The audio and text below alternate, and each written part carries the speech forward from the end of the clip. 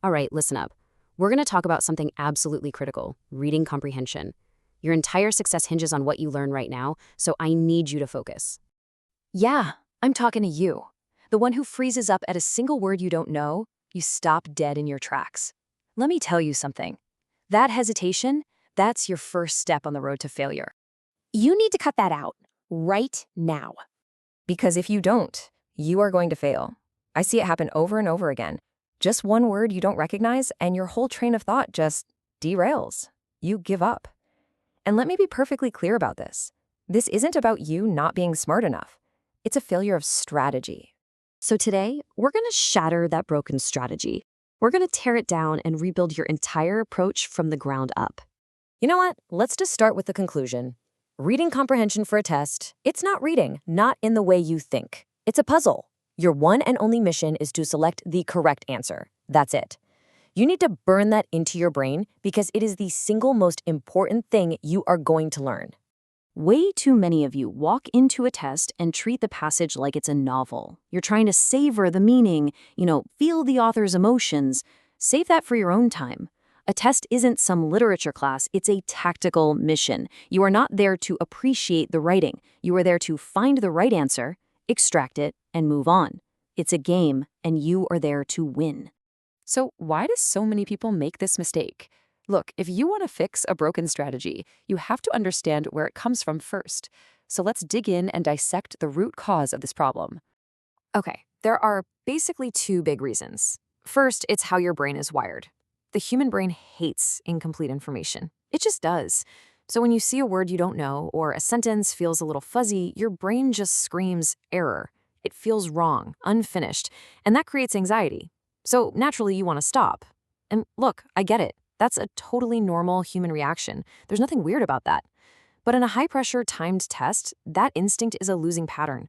Stopping every time you're a little unsure isn't a sign that you're not capable. It's a sign that you're a slave to your own instincts. And you have to train that instinct into submission. And a second reason, it's how you've been trained. All through school, you were taught to ask things like, well, how does this make me feel? You were conditioned to be empathetic with the text. But a test doesn't care about your feelings, it demands efficiency. The question isn't, how can I appreciate this? The only question is, which one of these answers fits the evidence? You have to switch your mindset from being a poet to being an engineer. So let's hammer this home until it becomes second nature. Reading comprehension is a puzzle. All right, to really get this, let's try an analogy. Picture this. You're a clerk at a convenience store. Suddenly, some angry guy storms in and starts complaining about something totally ridiculous.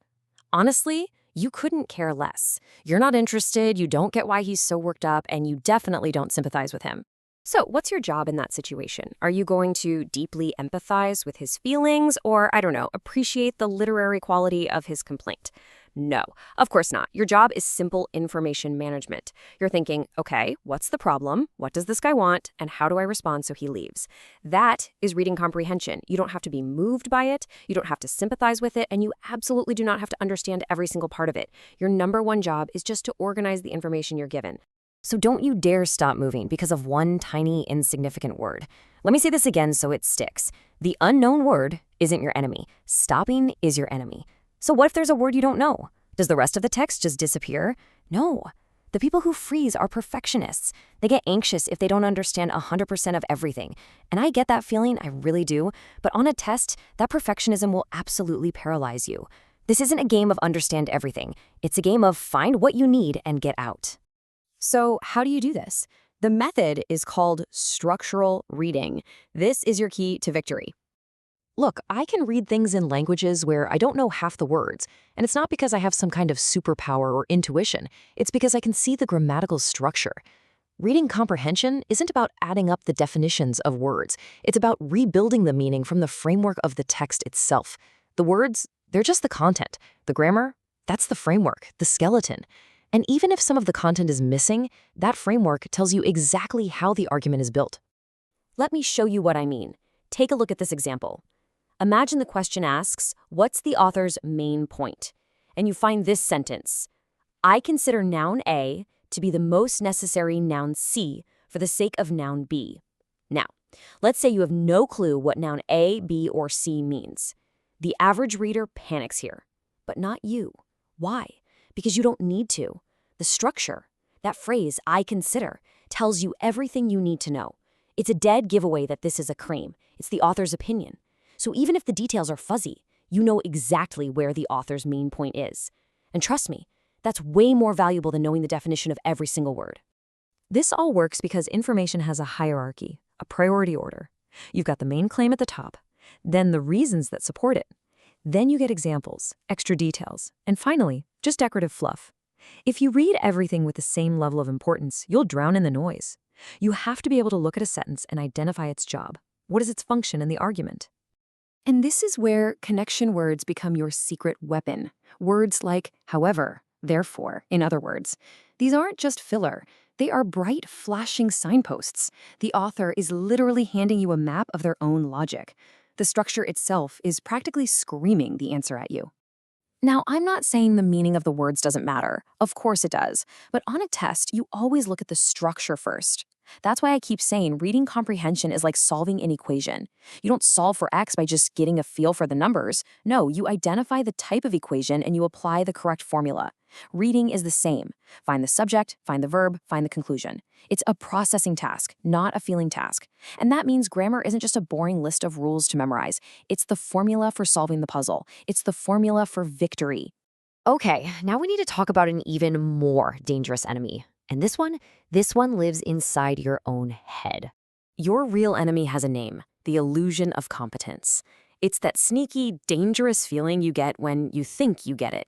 You read something, it kind of makes sense, and you trick yourself into thinking you've mastered it.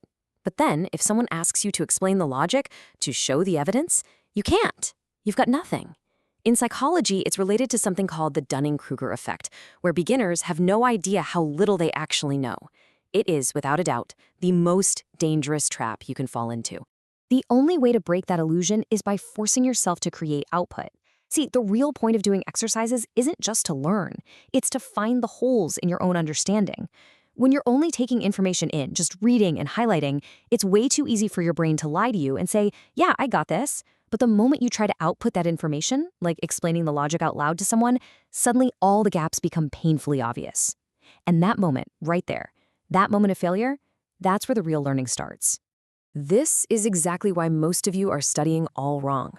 You do a problem, you look at the answer, you go, okay, and you move on. That's useless. That is not studying. Stop trying to just do more and more problems. Go for depth, not volume. I want you to take one single question and master it completely.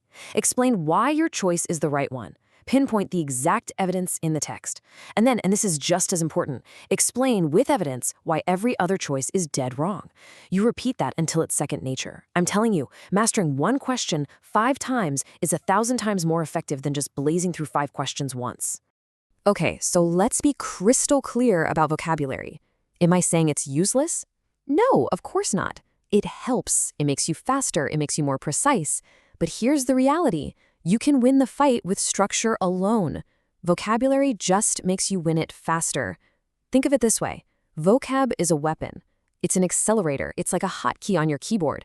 It's incredibly useful, but it is not the core of reading comprehension. The core is and always will be structure, logic, and elimination. And finally, I'm going to give you the single most important rule of this entire game. This is the absolute law. When you're doing reading comprehension, you are absolutely forbidden from using any outside information. Your own knowledge, your common sense, something you saw in the news last night, it is all completely irrelevant. This is a huge trap, especially for people who are actually knowledgeable about a topic. Your own expertise can become your biggest weakness because you'll start adding details and assumptions that aren't actually in the text, and that is a fatal mistake. The game is played only within the 4 corners of that passage. The outside world doesn't exist. The text is the only piece of evidence you're allowed to use. Let me put it another way. The text is the emperor. You do not defy the emperor. It doesn't matter what you think is right or wrong. If the text says the sky is green, then for the purpose of this question, the sky is green. You obey. Because if you defy the emperor, you will be eliminated. So there you have it. I've laid out the path. The choice now is yours. Are you going to stick with your comfortable, familiar, and completely useless reading for pleasure style, or are you going to learn how to fight and how to win? The decision is yours.